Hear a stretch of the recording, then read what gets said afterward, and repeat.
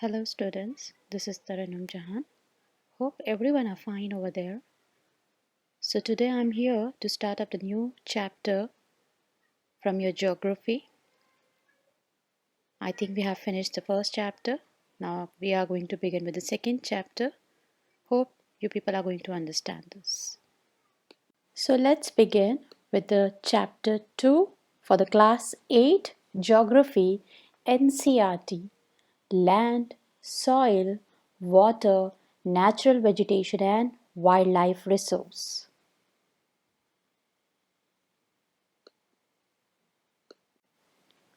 In the earlier chapter resources, you have discussed that the resources which are naturally available to us are like land, water, air, soil, etc. So now we are going to discuss that how we are going to utilize those natural resources which are naturally available to us in what way, whether we are utilizing it in a proper way or not, whether we are conserving them or not, whether we are degrading it or not.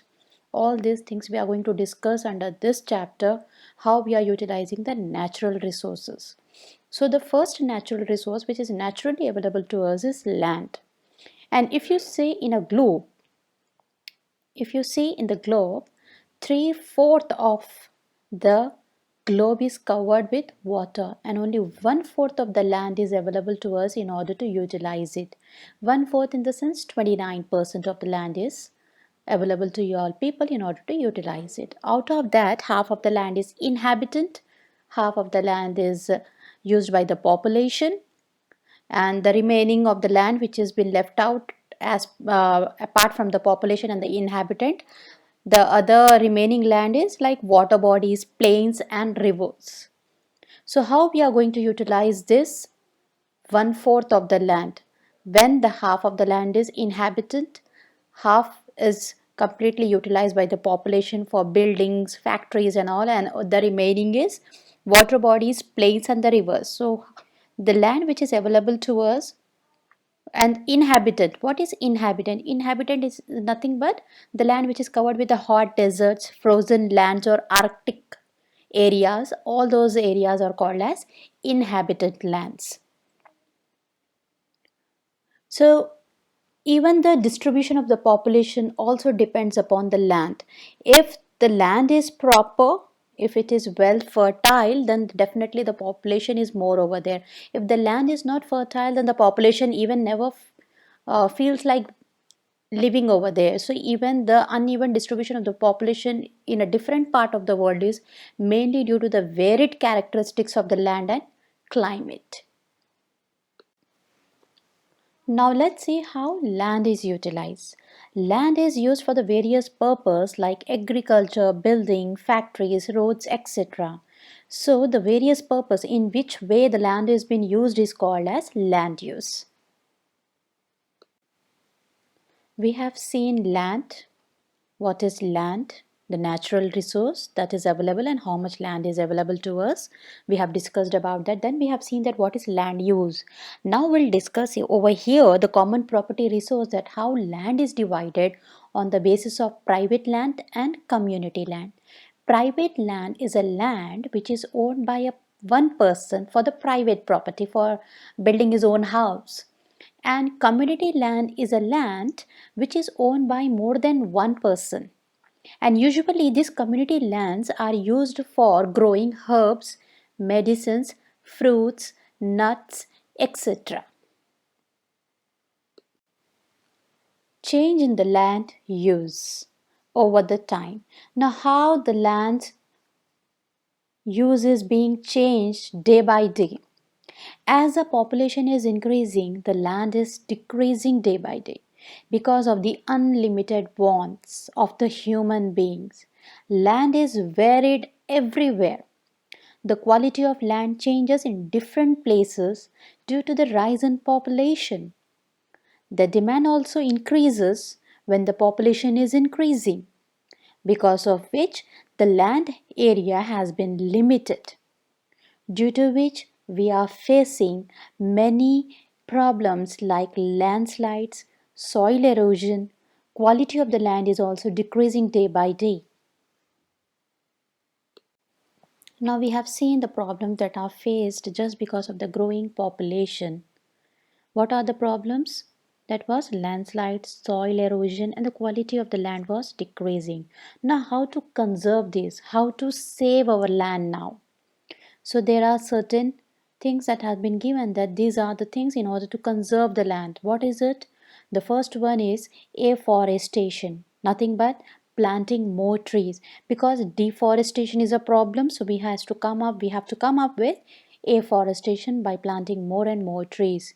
Degradation is a problem. Now we have to come up with a reclamation of land. Then regulate the use of pesticides and fertilizers. Check the overgrazing of land over the time. We have come across the word called landslide. Landslides are simply defined as a mass movement of the rocks, debris, or the earth down a slope. This usually occurs due to the earthquake, floods, and volcanoes. And sometimes the rainfall can even cause a heavy landslide that can block the flow of river for quite some time. We do find such kind of a landslides usually in the hilly areas, and they have a widely spread natural disasters.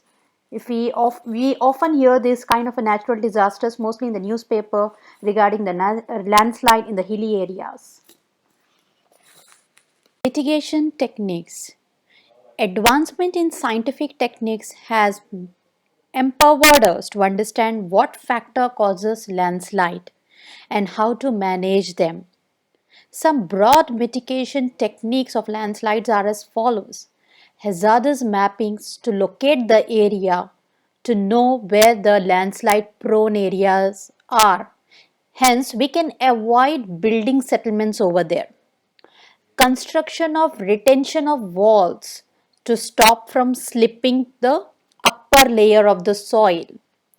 Increase in the vegetation covers is an effective way to arrest the landslides. The surface drainage controls works are implemented to control the movement of landslide along with rainwater and spring flows. Soil. Soil is an important natural resource. It is a top covering of the earth's surface having a thin layer of grainy substance. Soil is made up of organic matters like minerals, weathered rocks that are found in earth. Soil is formed by the process of weathering. Soil. Soil profile is a secret of soil hidden. It is a vertical section of the soil exposed by soil pits. If you see the diagram, you can see the soil pits. The first is soil horizon, the first layer, that is a zero layer on the top of the soil. There is a soil horizon. Then the second layer is the topsoil. Third layer is the subsoil. Then comes the weathered rock material or a parental material. And the last is parental rock. Now let's see one by one what it is. Now let's see the layer of the soil one by one. The first layer of the soil is organic, soil horizon 0 or a O. This organic layer consists of humus, the decomposed leaves, organic matters. These all convert the soil into a soil fertile. The next is topsoil. It is a soft, porous layer. It is rich in humus and nutrients.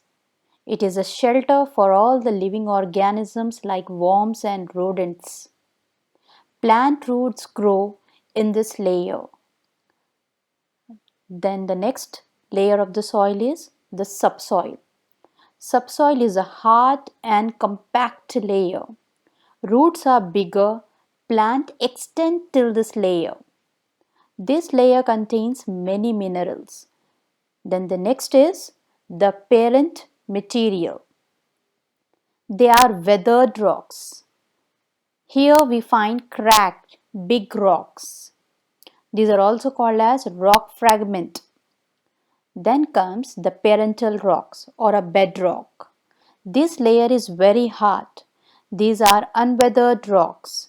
All the complete soil horizon, all the layers, the organic topsoil, subsoil, and parental material are the vertical section of the soil visible. This soil is called as soil profile. We have seen the soil profile, the layer of the soil. Now we'll see the factors of the soil formation, how these layers of the soils are formed. So the factors of the soil formation are climate, time, parent rock, relief, flora, fauna, and microorganism. Now let's discuss one by one. Formation of soil. It takes thousands of years to form a soil. There are 5 factors that tells us how soil is formed. Let's see one by one. Parent material, climate, topography is nothing but relief feature, biota, time. Biota is nothing but flora, fauna and microorganism. Now let's see one by one. Parent material. It is a kind of material that helps in the fertility of land. It is influenced by the color, texture and chemical properties. The next is climate. Climate is nothing but the temperature, rainfall and weathering. This also helps in soil formation. The next is topography. This can also be called as relief feature.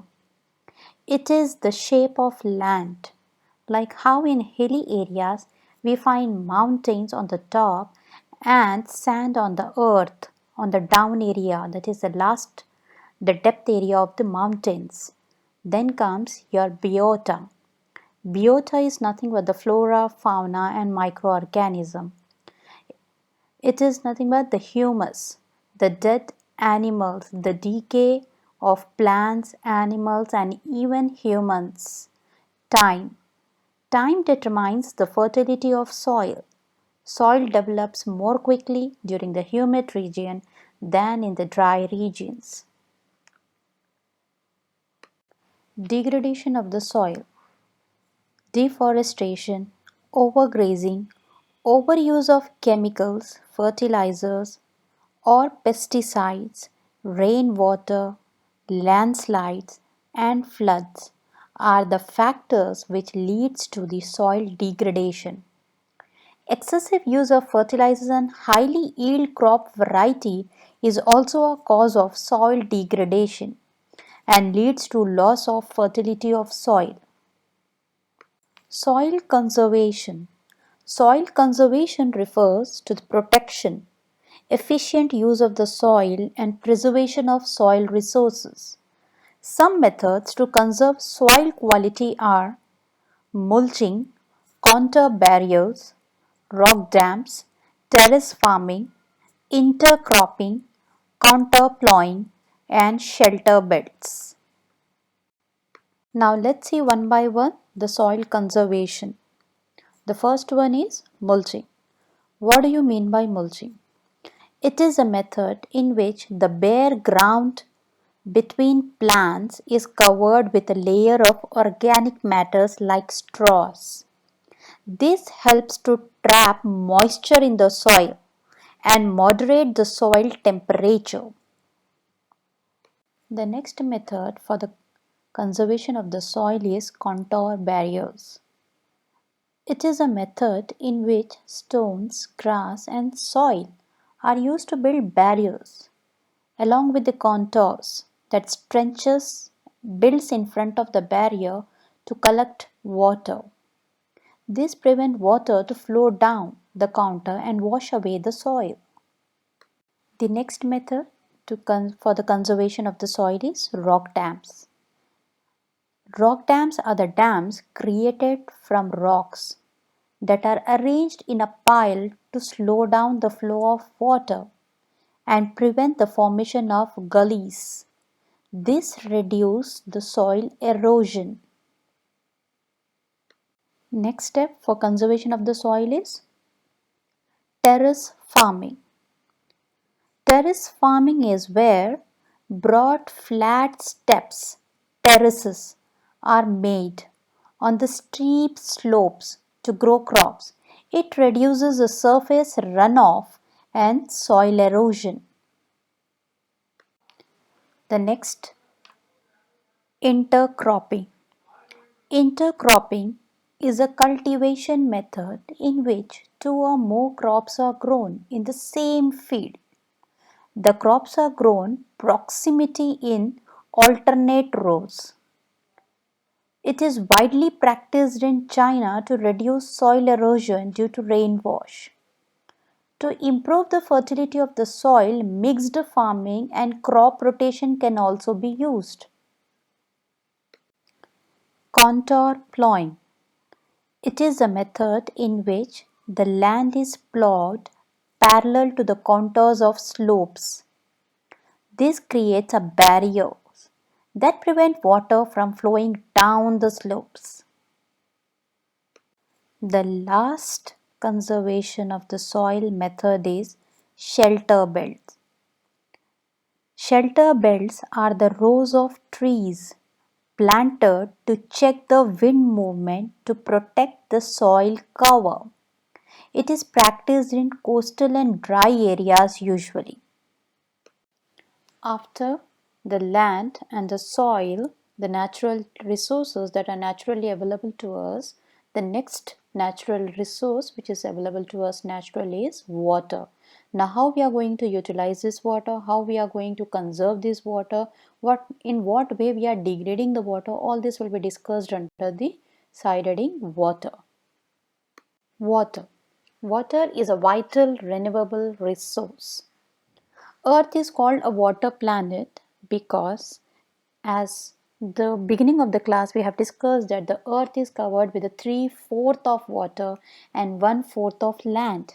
So, the earth is covered with the 3/4 of the surface of water, and the total volume of water on the earth remains constant as it keeps getting recycled from one form into another. Water evaporates from the oceans to transform into water vapor and falls back on the land in the form of rain. Ocean water is salty and hence cannot be used for human consumption. Fresh water accounts only 2.7% of the total water that is available, out of which only 1% is available and fit for human use, and is found as a groundwater, rivers and lakes, etc. Water is used for agriculture, industries, generating electricity, and through the reservoir of dams, etc. Now, the major causes for the shortage of the water is increasing the population, rising demand for the food and the cash crops, then increase in urbanization, then the rise in the standard of living. So these are the main causes for the water shortage today that we are facing. Now let's see the problems of water availability. There is a water shortage in many regions of the world due to the variation in rainfall and overexploitation of the water source.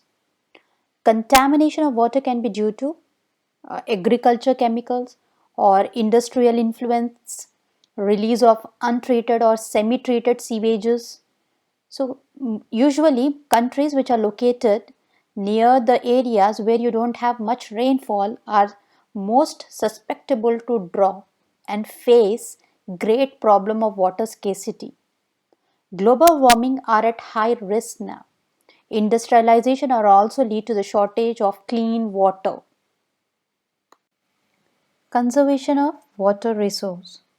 Water is a renewable resource, but its overuse and pollution makes it necessary to conserve water. Sewage, agriculture chemicals, and industrial waste also pollute the water with nitrate, metals, and pesticides. So various steps has to be taken in order to conserve and prevent it from getting polluted. Now what are the steps that has to be taken in order to conserve the water? Let's discuss one by one. Water pollution can be controlled by growing more trees, Since forests slow the surface runoff and restore underground water, using water harvesting method to save surface runoff, regularly checking the canals that are used for irrigation for any seepage or water, collecting rainwater and storing it for use in harvesting, etc., installing recycling plants to conserve water and stop wastage, developing better irrigation facilities to conserve water, ensuring the effluents are treated properly before being discharged into water bodies, using methods like sprinklers and the drip or trickle irrigation. So, apart from the natural resources like land, soil, and water, even the natural vegetation and the wildlife is naturally available to us by nature. So, let's discuss about the natural vegetation and wildlife now. So, before starting up with the natural vegetation and wildlife, we should know about what is biosphere, what is ecosystem. So, the biosphere is defined as the area of the planet where organisms live, including the ground and the air. For example, the life above or below the surface of the earth is called as biosphere. Living organism, any living organism which is breathing over here is called as biosphere. Now, whereas here, what is ecosystem now? In the biosphere, living beings are interrelated and interdependent on each other for the survival. This life supporting system is called as ecosystem. So now what is natural vegetation and wildlife? Natural vegetation and wildlife are interrelated and interdependent on each other for the survival and existence in the biosphere. This life supporting system is known as ecosystem, as we have discussed this. Then plants provide us with fruits, vegetables, timber, shelter, oxygen, protection, soil, and it acts as a shelter beds and helps in the storage of underground water too. Wildlife includes all undomestic animals like birds, insects, aquatic animals, any life form, aquatic, wild animals, all this includes wildlife.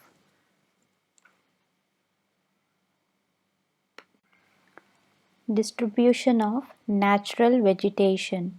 The growth of vegetation depends on temperature and moisture. The major type of vegetation of the world are, the first is forest. These are associated with the areas having abundant water supply and heavy rainfall that grows the huge trees. Grassland. These are the areas having short trees and grasses. They grow in the region of moderate rainfall. The size of the trees and their destiny reduces as the amount of moisture decreases. Thorny shrubs. They grow in the very dry region where you have a very low rainfall. They have a deep roots and leaves with thorny and waxy surface that helps to reduce the loss of moisture through transpiration. Then comes the tundra vegetation. They are found in cold polar region, comprises of mosses and lichens. Then depending upon when they shed their leaves, the type of forest are again divided into evergreen forest and deciduous forest. Now the distribution of natural vegetation. Natural vegetation is again, the distribution is divided into evergreen and deciduous. Depending upon when they shed their leaves, the forests are divided into evergreen and deciduous. Now what is evergreen forest? Evergreen forest, they do not shed their leaves all the time. Hence they always remain green. Deciduous forests are the forests, they shed their leaves in the dry season to conserve loss of moisture through transpiration. Mostly evergreen and deciduous forests that are rich source of timber and forest produce that are found in India. In Himalayan regions of India, mixed forests such as taiga are found according to their altitude, where evergreen forest and deciduous species both are found. Conservation of natural vegetation and wildlife. Forests are our wealth and provide natural habitat for many species of animals. Plants and animals together maintain the ecosystem. They are interdependent on each other, so it is our duty to conserve the natural vegetation as well as the wildlife. How the natural vegetation and wildlife is being affected. Changes in the climate and human activities had led to the loss of forest covers, which affects the plants and animals that are living in that area. The major factor that impact forest covers are deforestation, soil erosion, forest fires, landslides. Several species of animals have become extinct or endangered due to the loss of their natural habitat and indiscriminate killing. Poaching is one of the major reasons resulting in the sharp decline in the number of particular species. Refers to the killing of animals for collecting and trading their hides, skins, nails, teeth, horns, and even feathers. Animals like tiger, lion, elephant, deer, black buck, crocodile, rhinoceros, snow leopard, ostrich, and peacock are the most vulnerable to poaching.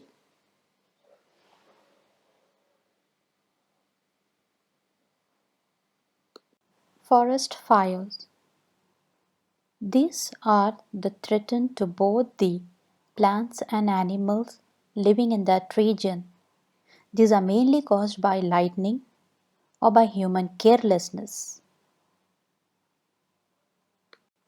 So the best way to conserve the different species of plants and animal is by educating the people about the importance in our ecosystem, having a good communication network and efficient patrolling in forest to monitor the occurrence of forest fire, creating a developing national parks, biosphere reserves, wildlife sanctuaries, conserving natural habitat like lakes, wetlands, creeks to protect the natural resources and ecosystem, organizing and encouraging awareness programs like social forestry and Vanamotsav at the regional as well as the community level.